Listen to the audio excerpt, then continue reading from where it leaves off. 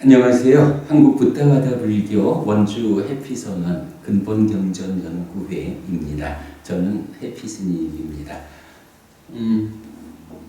원주의 선언을 마련하고 아직까지 법회를 공식적으로 시작하지 않았습니다.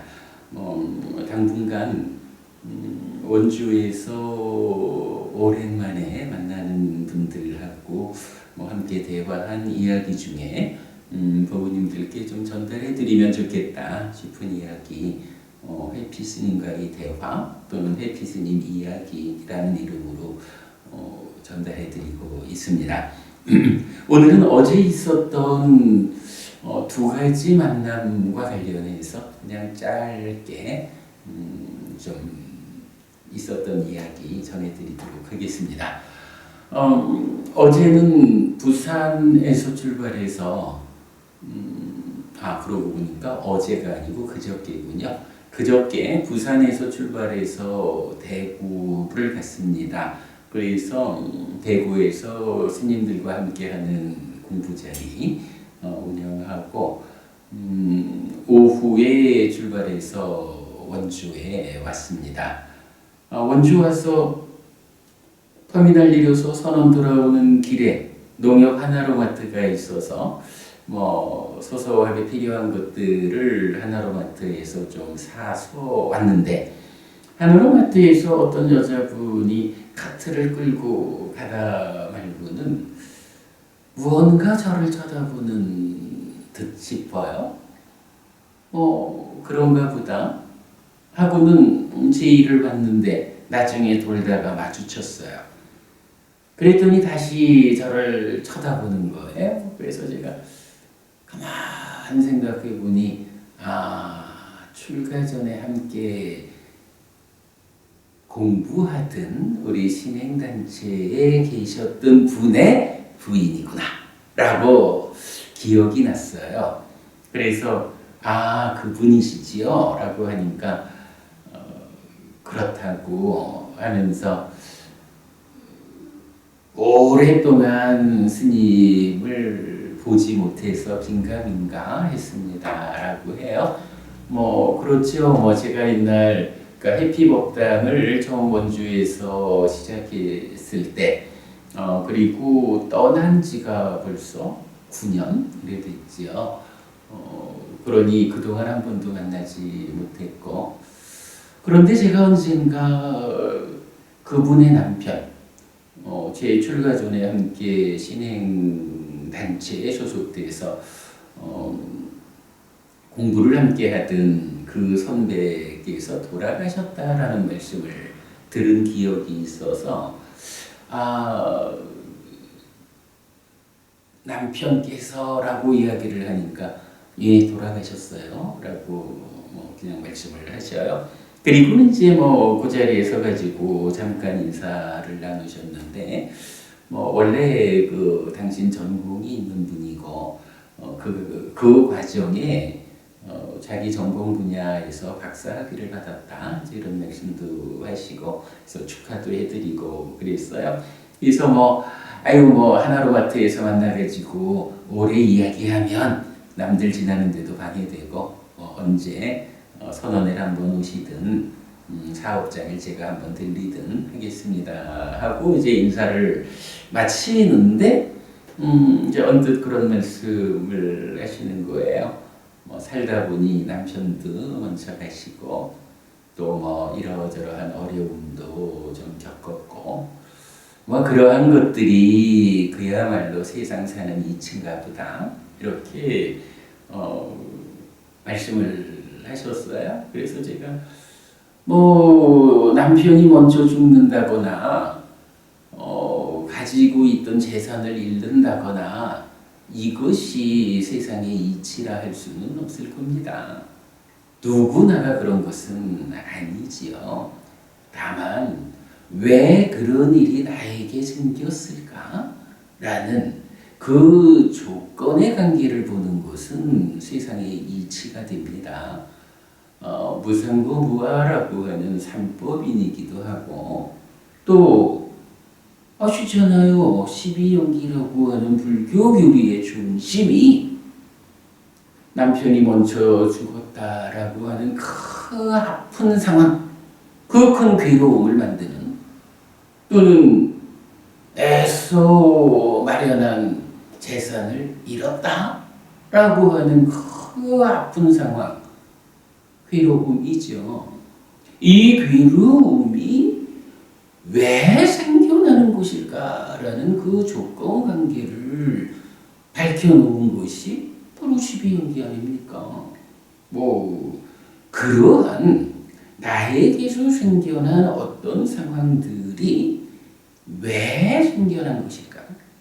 어떤 조건들의 결합으로 이런 결과가 생겨난 것일까? 이렇게 접근하는 것이 세상의 이치지. 마치 세상 누구나가 다 남편을 먼저 보내고 아니면 아내를 먼저 보내고 애써 모은 재산을 잃어야 하고 이런 것이 세상 이치다라고 말하는 것은 좀 곤란하지요. 제가 이렇게 얘기를 했어요. 그렇지 않겠습니까? 세상이 무쌍한 그런 세상이다라는 것은 맞지만 누구나 다 배우자가 먼저 죽는 거 아니고요. 물론 이제 늙어서 나이 들어서 때가 되어서 이렇게 죽는 시간을 딱 맞추지 못하는 거니까 이제 그런 이야기 배제하고 아직 젊은 나이에 병으로 잃든 사고로 잃든 어떤 형태로든 그 불행을 겪는 이것이 모두에게 발생하는 일은 아니거든요. 그리고 평생 애써 모은 재산을 누구나 다 유지하지 못하고 잃는 것은 아니거든요. 가져가지 못한다. 죽은 다음에 저 세상까지 가져가지 못하는 재산이다. 라는 거하고는 우리가 또 좀 다르게 봐야겠죠. 그래서 아무튼 제가 그렇게 말씀을 드렸어요. 마음을 편히 하는 것은 중요합니다. 좋은 일인데, 그러나 그것을 보는 데에 있어서 이런 일이 세상에 있지어서 누구나 겪는 것이다. 이렇게 오해될 수 있게 받아들이는 것은 적절하지 않습니다. 그보다는 왜 이런 일이 생겨났을까? 참으로 무쌍한 것이어서 조건들이 결합해서 결과를 만든다라는 이러한 이치에 의해서 나에게도 이런 일이 생겨났구나. 세상에 그러한 이치를 바르게 보아서 내가 더 많이 아파하지 않아야 하겠다. 이렇게 받아들이는 것이 사실에 부합한 삶이 되는 거죠. 그것이 괴로움을 만들지 않는 것이지 그냥 생겨나 있는 현상을 그대로 그 조건적 관계를 보지 못한 채 수용한다라는 것은 조금은 다른 경우다. 먼저 이런 부분을 말씀을 드렸어요. 그랬더니 이제 이분께서 한 말씀 하셔요. 12연기나 그런 부분은 내 관심 없고요. 그냥 나는 법화경 사경이나 열심히 합니다. 이렇게 얘기를 하셨어요. 그래서 어쩌겠습니까? 당신의 현재 신행을 그렇게 해가시는 거니까 저도 출가 전에 함께 관세음 정근을 위주로 신행하던 그 그룹이었으니까 그 부분을 제가 달리 말씀드릴 생각은 없었어요. 근데 그러면서도 제가 한마디는 그분에게 들려드렸어요. 배우지 않으면, 공부하지 않으면 공부를 하고 안 하고는 다 자기의 선택 사항이지만 그러나 주목해야 되는 것은 배우지 않으면, 공부하지 않으면 모른 채로 살아야 합니다. 여러분 그거 주목해야 됩니다. 공부하지 않으면, 배우지 않으면 모르고 살아가야 한다. 모르는 채로 살아가야 한다. 아는 것과 모르는 것. 내가 세상을 살아가는 데 있어서 능동적으로, 주도적으로, 주인공으로 세상을 만나는 이 과정에는 아는 자는 주인공으로 살 수 있어요. 그러나 모르는 자는 세상의 다양한 것들이 부딪혀 오는 데에 끌려가면서 수동적으로 살게 마련이다 라는 부분 주목해야 합니다. 그래서 당신께서 12연기 이런 그 공부는 하는 생각이 없습니다. 나는 그저 법화경, 사경하는 일로서 저의 역할을 합니다. 라는 말씀에 그냥 그렇게 한 말씀. 공부하지 않으면, 배우지 않으면 모르고 살아가야 합니다. 모르는 채로 살아가야 합니다. 모른 채로 살아가야 합니다. 그렇게 한 말씀 남겨드리고 다음에 또 뵙시다 하고 헤어졌지요. 돌아오면서 생각하니까 우리가 왜 공부를 하는가? 물론 괴로움의 소멸, 행복을 지향해서 공부를 한다라는 것은 당연한 일이죠. 그런데 그 행복을 실현하기 위해서 중간 과정에 필요한 게 무엇일까라고 하니 바로 그렇구나. 공부를 통해서 배움을 통해서 아는 일이 필요하구나. 아는 자로 살아갈 때 세상이 부딪혀보는 이 가운데에서 괴로움을 만들지 않고 행복을 만들 수 있다. 그러나 공부하지 않으면, 배우지 않으면 모르는 채로 살아가야 한다. 모르는 채로 세상을 맞닥뜨려 가려니까 거기에서 현명하게 지혜롭게 대응하지 못해서 괴로움을 만든다. 라는 생각을 다시 좀 하고 왔습니다. 공부해야 합니다. 공부해서 아는 자가 되는 것. 이게 힘입니다. 자, 첫 번째 그 에피소드가 있었습니다. 그리고는 그 다음에 이제 또 한 가지 그 연락을 받고 모임회를 좀 갔어요. 제가 원주에서 초중고등학교를 나왔죠. 제가 원주 국민학교, 원주 중학교, 원주 고등학교 이렇게 나왔는데 그리고 부산대학을 다녔죠. 원주에 재원 부산대학교 동문회가 크지 않은 규모지만 있어요. 그래서 가끔씩 만나는가 봐요. 근데 이제 송년회 겸 이렇게 좀 동문들이 모이고 있다고 연락이 왔어요. 그래서 내가 그래도 명색이 머리 깎고 사는 중이 돼가지고 술 마시는 자리를 가기는 참 좀 내가 불편합니다. 이랬더니 그냥 간단히 저녁 먹고 옆에서 커피 한잔 할 겁니다. 라고 우리 후배님 이야기를 하셔서 그래 그러면 그 커피 마시는 자리에 내가 가서 인사하도록 할게요 하고는 이제 가서 만났어요. 아무래도 이제 이렇게 원주니까 출가 전부터 저하고 가깝고 대략 한 40년 세월을 함께하는 분들이 몇 분 계시고 또 낯선 후배님들이 몇 분 있었어요. 그래서 이제 같이 그냥 나는 해피드님이라고 합니다. 니까야 좀 KR 가면 저를 볼 수 있습니다. 이런 이야기 하고 그랬는데 마침 그날이 우리 후배 한 분의 생일이었다고 그래요. 그래서 이제 그 후배의 옆에 앉은 사람이 생일을 축하한다 이러면서 대뜸 저보고 스님 오늘 생일 맞은 이 사람 사주가 어때요? 오늘 날짜에다가 언제쯤 태어났어요? 이러면서 이제 뭐 연말이고 하니 내년 한 해 어떨는지 좀 봐달라고 그렇게 얘기를 해요. 그래서 제가 미안합니다 후배님. 아주 미안하지만 나는 사주를 볼 줄 몰라요. 나는요 사주도 볼 줄 모르고요. 기도도 할 줄 모르고요.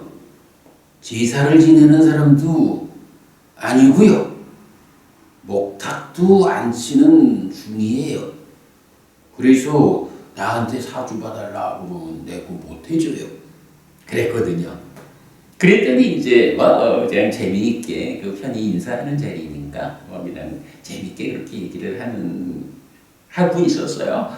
그랬더니 이제 우리 후배님이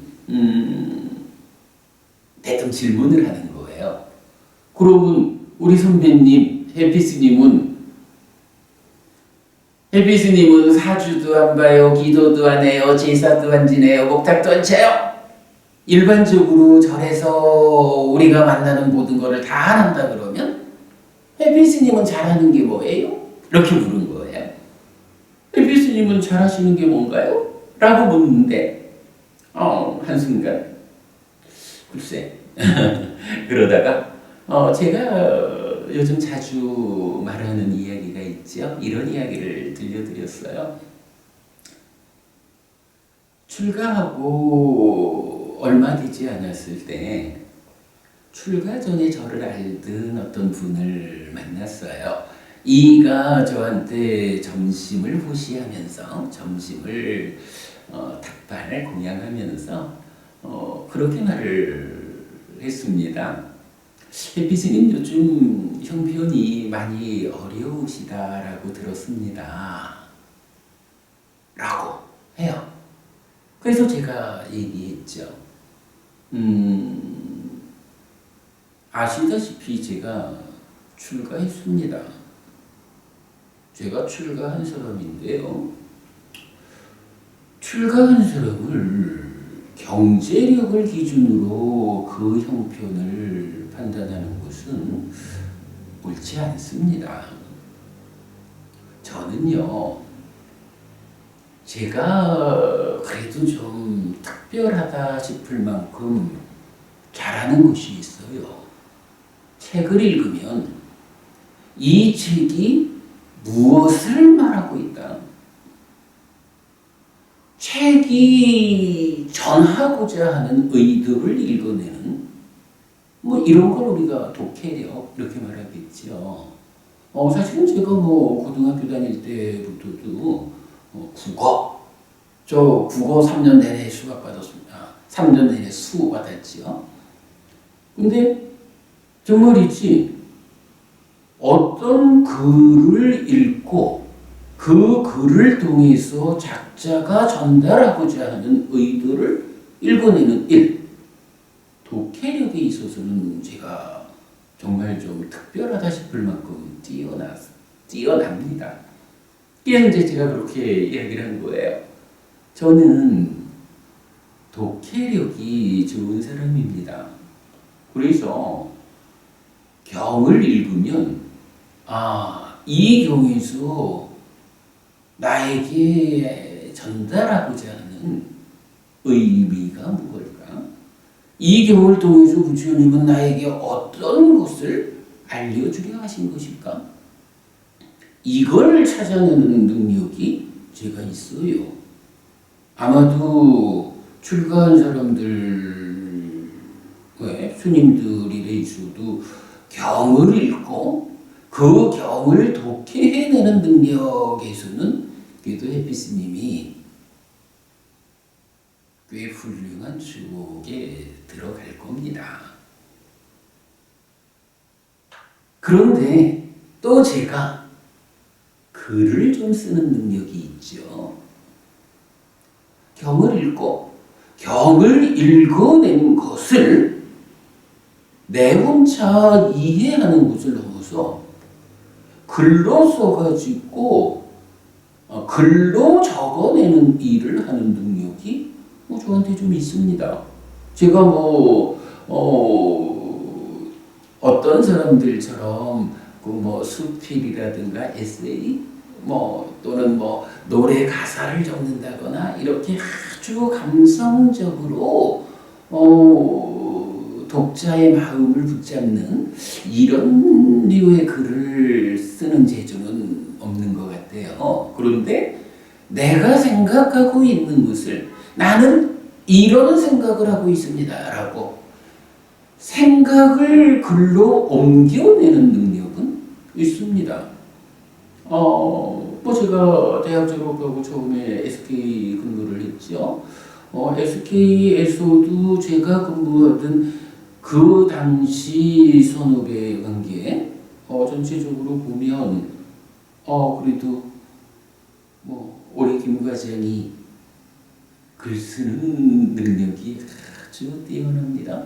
라고 평가받을 만큼 제가 글 쓰는 능력이 있었어요.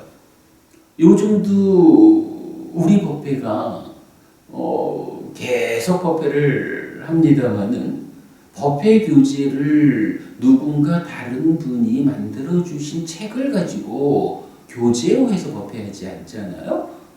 제가 경을 읽어낸 이 내용을 제가 직접 글로 써가지고 교재를 만들어서 나눠드리면서 그래도 그간 여러 교과 과정을 위해서 아직까지 출판을 하지는 않았지만 법회 교재를 만든 게 이미 여러 권이죠. 그게 그냥 써지는 글은 아니죠. 그게 제가 그렇게 말을 한 거예요. 독해력이 있습니다. 그리고 두 번째로 제가 읽어낸 것을 글로 옮기는 그런 능력이 있습니다. 그리고 하나를 더 말하자면 제가 말도 좀 할 줄 아는 사람입니다. 그래서 읽어내고 글로 쓰는 이 내용을 그대로 다른 사람들에게 말로 전달하는 일에서 제가 그래도 해피 스님이 배워 아는 거, 글로 쓸 수 있는 거, 이거를 설법이라는 형식을 통해서 말로 전달하는 능력은 그런 대로 있습니다. 물론 이게 대략 10년쯤 전 이야기니까 지금보다는 훨씬 공부가 준비되지 않았던 시절이어서 좀 그렇습니다만은 그러나 일반적으로 우리가 말할 수 있는 수준으로 봐도 제가 그러하다 생각이 돼서 그때 그분한테 그렇게 말한 거예요. 해피 스님 요즘 형편이 많이 어렵다고 들었습니다. 라고 저를 걱정해 주셨지만 저는 그 걱정이 고맙기는 하지만 그러나 걱정하지 않으셔도 됩니다.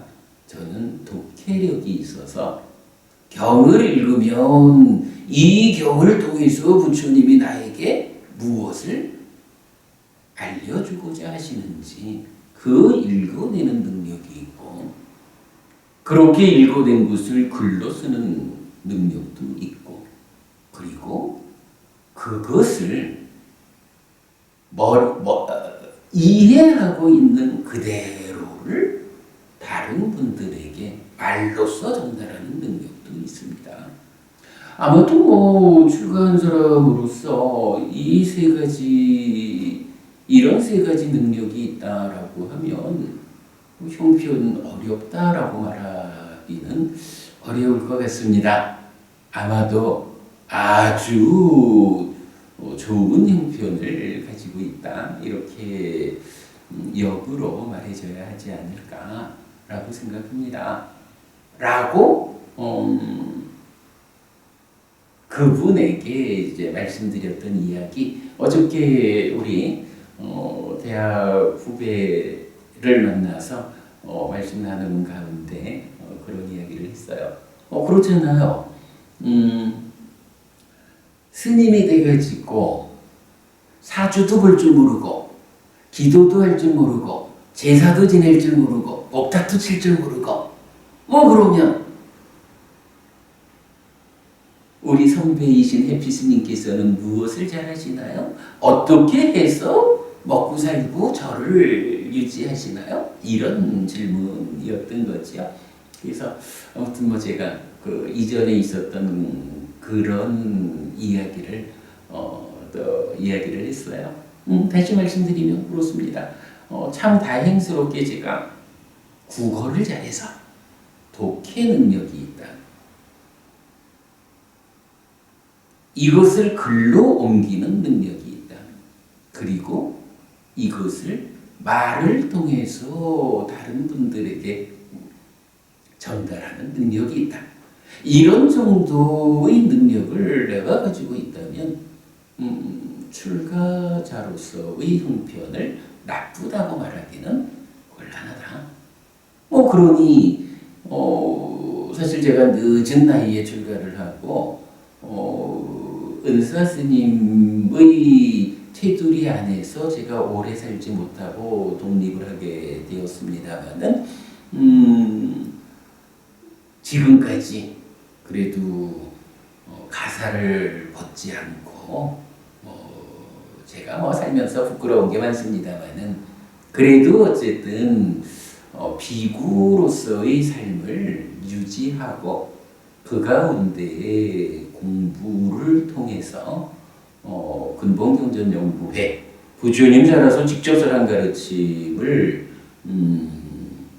연구하는, 그래서 불교를 부처님에게로 뒤돌리는 불사를 진행하는 이 일의 선두에 서 있다라는 것은 참 다행스럽고 훌륭한 일이다, 이렇게 생각을 하고 있습니다.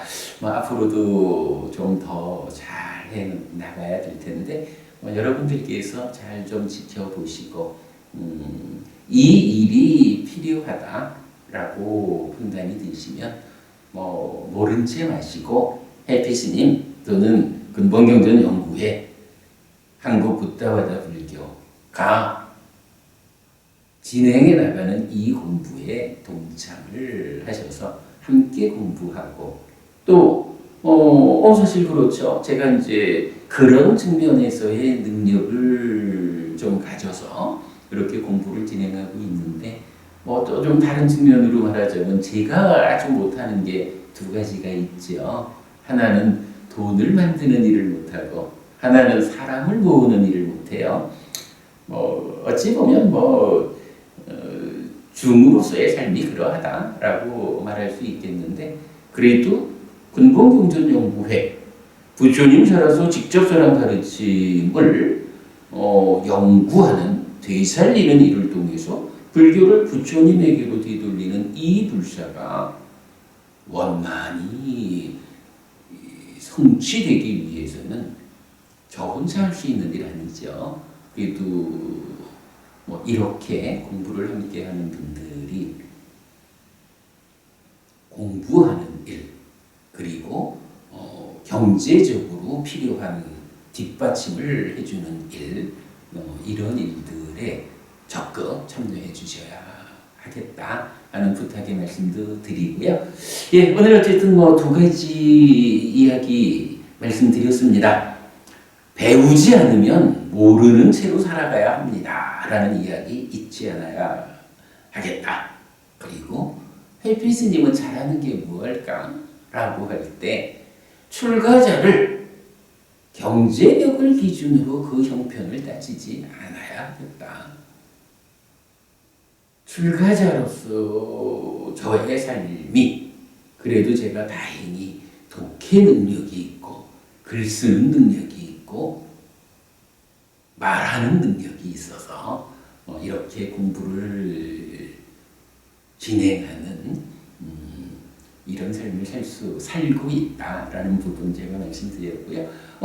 역시 그렇네요. 그런 책의 일환으로 제가 오늘 아침에 공지해 드렸습니다만은 탐진치 책이 어제까지로 해서 제가 이 주제와 관련해서 어떤 이야기를 해야 하는가라는 그 이야기를 세우는, 탐진치 교재의 내용을 채우는 일을 일단 끝냈어요. 그래서 이제 앞으로 12월 한 달 동안에는 부산에서 한 번, 원주에서 한 번 형편되는 분들이 함께 모여서 이 책을 제가 좀 소개하고 같이 좀 보면서 내용적인 면이나 형식적인 면이나 다양한 측면에서 이 책이 출판되기 위해서 필요한 일들 부모님들이 좀 함께 해주시기를 부탁을 드렸는데 조만간 날짜를 결정해서 다시 공지해 드릴 겁니다. 시간 내실 수 있는 분 탐진치라고 하는 부처님 가르침의 가장 깊은 것 이런 이야기죠. 부처님 삶의 심오함의 끝에 닿은 깨달음, 삶의 심오함의 끝에 닿은 가르침을 설하셨는데 그 삶의 심오함의 끝자리에서 드러나는 주제가 무엇냐? 탐진치다. 이 탐진치에 대해서 그야말로 100% 경전에 의한 경전이 지시하는 그대로의 내용을 모아가지고 탐진치는 이런 것입니다. 탐진치의 영향 위에 있는 중생의 삶은 이러한 것입니다. 라고 부처님 가르침을 정리해내는 책이거든요. 제가 볼 때는 이 책이 이제 좀 대중들에게 전달이 된다면 불교에 대한 그야말로 혁명적인 변화의 출발점이 될 것이다. 사실 탐진치 삼독을 말하고 누구나 다 탐진치를 말하지만 구체적으로 그 탐진치가 무언지 아는 사람이 별로 없죠. 제가 이번에 그 작업을 했거든요. 6권짜리입니다.